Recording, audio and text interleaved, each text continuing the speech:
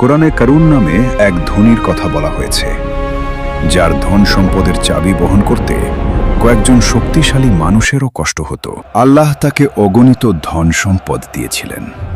সোনা, রূপা, ধন ভাণ্ডারে ভরে গিয়েছিল তার জীবন। ধন সম্পদে ডুবে গিয়ে কারুন অহংকার করতে শুরু করল।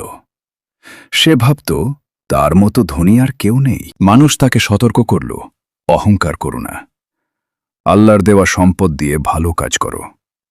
কিন্তু কারুন বলল, এই ধন সম্পদ আমি আমার নিজের জ্ঞান দিয়ে অর্জন করেছি।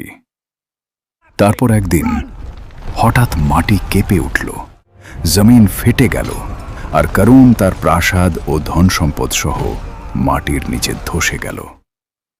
সেদিন মানুষ বুঝেছিল, অহংকারের শেষ পরিণতি ধ্বংস। সবকিছুই আল্লাহর দান। ভিডিওটি ভালো লাগলে লাইক আর শেয়ার করুন।